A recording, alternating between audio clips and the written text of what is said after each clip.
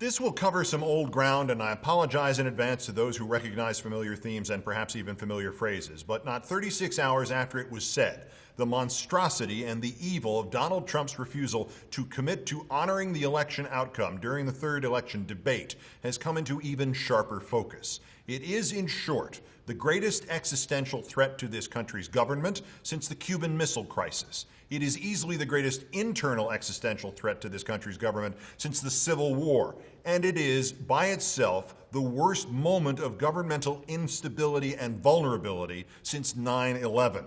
And Donald Trump's apologists continue to pretend it doesn't matter, or it didn't happen, or it was no worse than Al Gore's challenge in 2000, or any of a dozen other nonsensical excuses that can only be even remotely rationalized by a fat paycheck, because they have no grounding in reality, no grounding in democracy, no grounding in what was actually said and recorded at 6 minutes and 38 seconds past 7 o'clock Pacific Daylight Time in Las Vegas, Nevada on the night of October 19th, 2016, the exact moment at which the clock began to run out on the Republican Party's opportunity to disconnect itself from a man whose petulance and arrogance hit its peak and began to subvert our fair and free elections.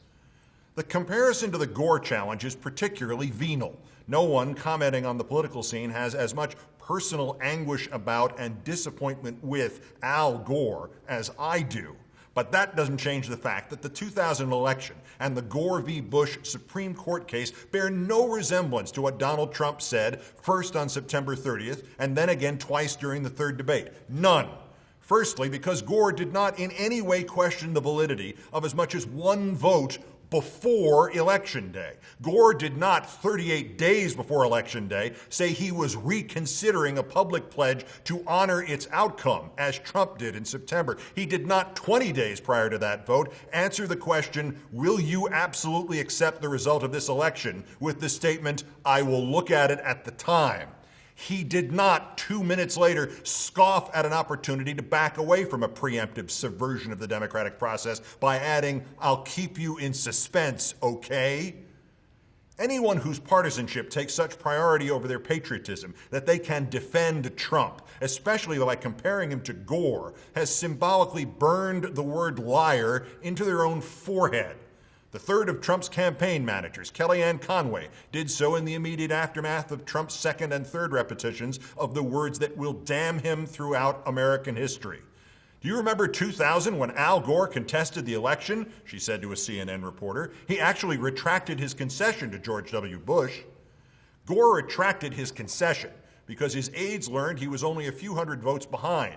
The eventual margin of his loss there was so small that by law, they, the state, had to recount the vote. So much for Ms. Conway. Trump advisor Jeff Sessions, the senator from the tree of the Keebler elves, quote, Al Gore challenged the election results, and everybody has that right. It was quite a legal battle. In fact, the legal challenge and the legal battle were not initiated by Gore. They were provided for by the laws of the state of Florida, and it was ultimately the Supreme Court of the United States overruling the Supreme Court of the state of Florida that settled the election for Bush. So much for Senator Sessions. I think it's the height of hypocrisy for Democrats now, said Trump surrogate Rudy Giuliani, to get all upset that Donald Trump said that when it was their Democrat Al Gore who conceded the election on Election Day, took it back because it was too close, then we waited 2 months for the Supreme Court to decide it.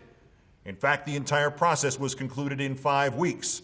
Although Mr. Giuliani's inference that Gore should not have bothered to wait for a decision by the highest judicial authority in the land is at least consistent with his opinion a year later that he should stay on as mayor of New York even after his term of office expired, because to hell with democracy, he was the only one who could handle the post-9/11 crisis. So much for Mr. Giuliani. Trump debate guest Sarah Palin, per a Washington Post reporter. Trump will only accept a legitimate election, and anything else would betray those who died for freedom. As was said 8 years ago, so still it must be said, that woman is an idiot. So much for half Governor Palin. And as noted here yesterday, we are approaching the point at which this country will say so much for the Republican Party. It has long been anticipated that the runaway train quality of the Trump campaign would eventually claim as its collateral damage all or most of the GOP and its leaders. But that was always considered to be an event that would hit on Election Day or thereafter, like the purge of Barry Goldwater's people from that party in the months after his landslide loss to Lyndon Johnson in 1964. But this train crashed in Las Vegas Wednesday night.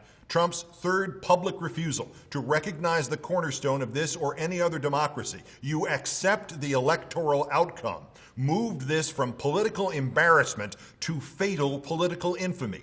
To the Republican leaders, I ask again, when will you disavow this anti-democratic demagogue? When will you defund him? When will you deny him? Conway, Sessions, Giuliani, Palin, Chris Christie, Mike Pence, Corey Lewandowski, Roger Stone, these people are done in this country's politics. Who's next? Paul Ryan? Mitch McConnell?